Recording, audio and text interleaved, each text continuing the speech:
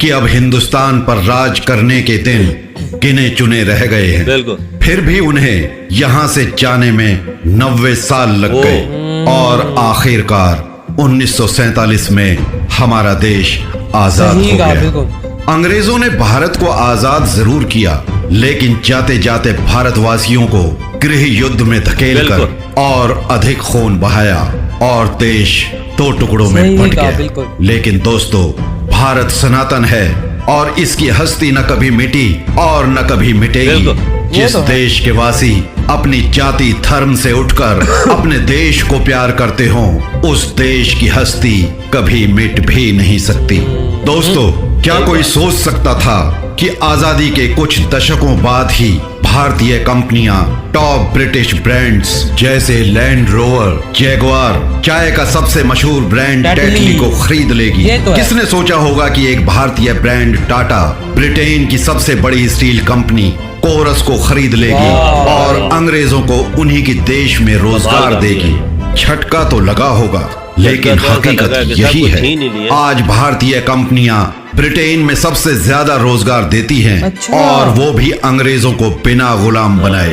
अगर आज इंग्लैंड में भारतीय कंपनियां अंग्रेजों को नौकरी से निकाल दें तो वहां बेरोजगारी की वजह से गृह युद्ध की स्थिति पैदा हो जाएगी। वैसे भी इस वर्ष यानी 2019 में भारत ब्रिटेन से बड़ी इकोनॉमी बनकर 5वें स्थान पर आ जाएगा।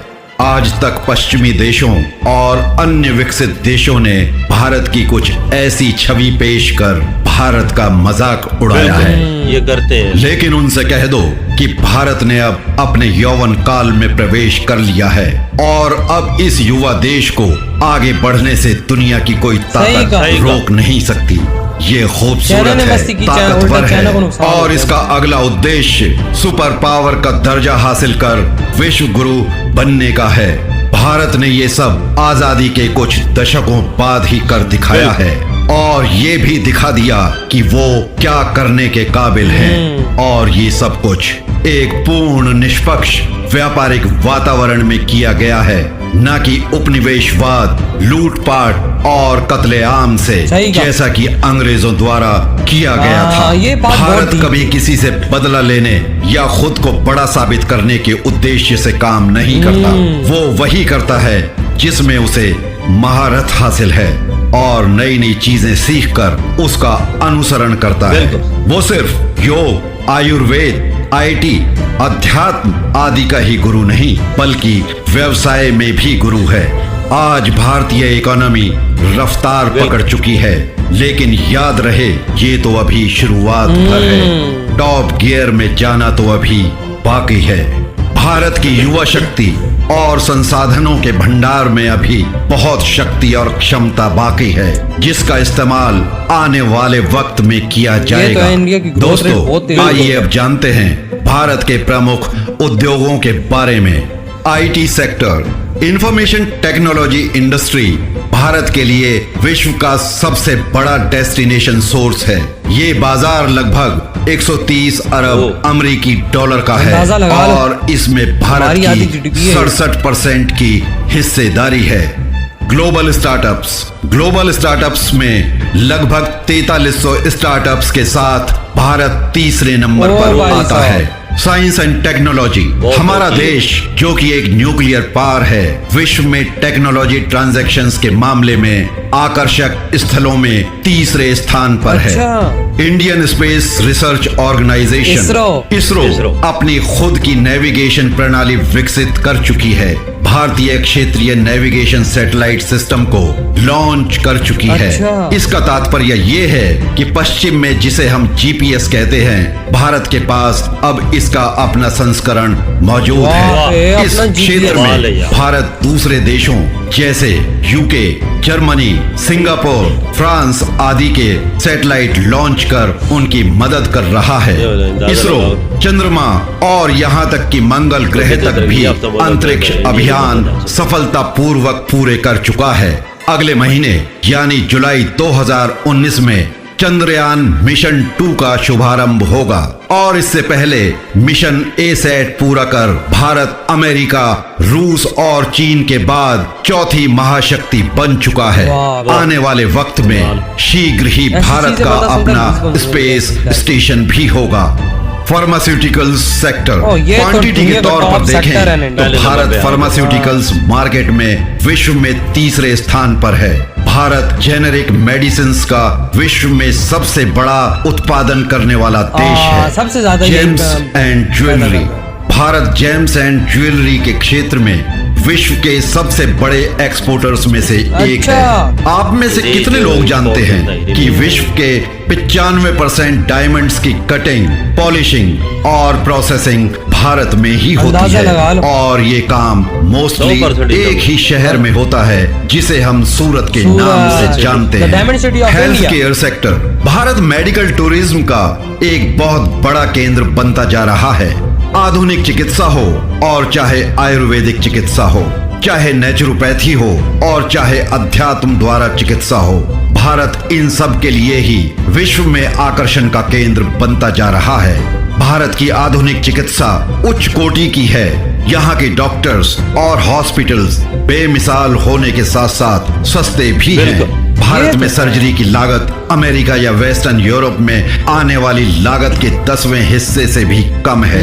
रियल एस्टेट सेक्टर, भारत विश्व के नवीनतम शहरों का निर्माण कर रहा है जिन्हें स्मार्ट सिटीज नाम दिया गया है। ये 100 स्मार्ट सिटीज के निर्माण की एक अत्यंत विशाल योजना है। आंध्रा में अमरावती सिटी, छत्तीसगढ़ में रायपुर स्मार्ट सिटी, महाराष्ट्र में नवी मुंबई, गुजरात में धोलेरा और गिफ्ट सिटी, केरला में कोच्चि स्मार्ट सिटी और अन्य जगहों पर कार्य तेजी से चल रहा है। भारत के नेशनल कैपिटल रीजन में ही 50 लाख से अधिक घरों का निर्माण हो रहा है। भारत में आज भी 69% लोग गांवों में रहते हैं जो तेजी से शहरों का रुख कर रहे हैं। ऐसे में बहुत से शहरों और घरों की आवश्यकता होगी। इसलिए भविष्य के प्रवासन को देखते हुए भारत खुद को तैयार कर रहा है।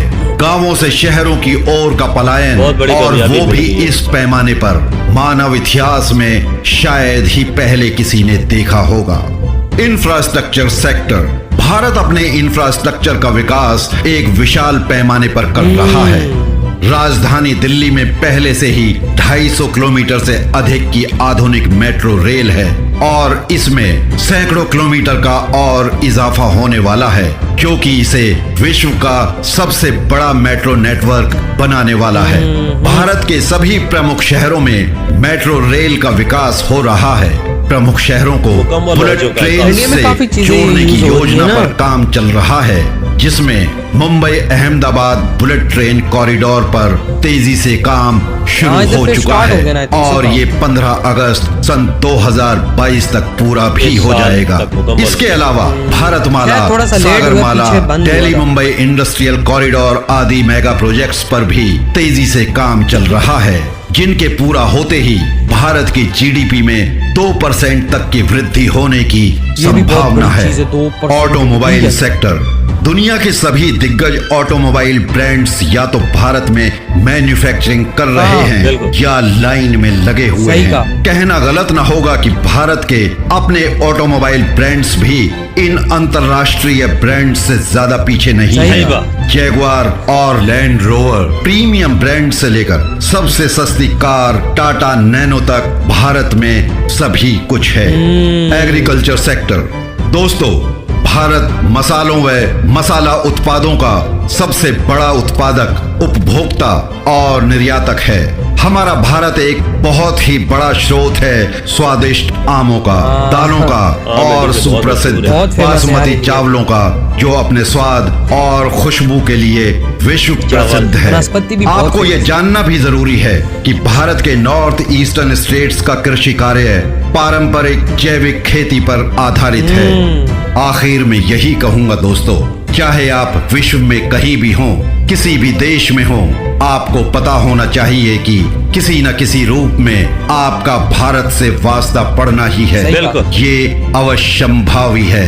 जिसे टाला जाना नामुमकिन है, क्योंकि भारत तेजी से खुद को भविष्य की टॉप 3 इकोनॉमीज के रूप में स्थापित कर रहा है। मेरा विश्व के सभी भाई बहनों से विनम्र निवेदन है कि आप खुद को उभरती हुई तूफानी शक्ति के विषय में शिक्षित करना शुरू कर दें, जिसे लोग भारत के नाम से जानते हैं।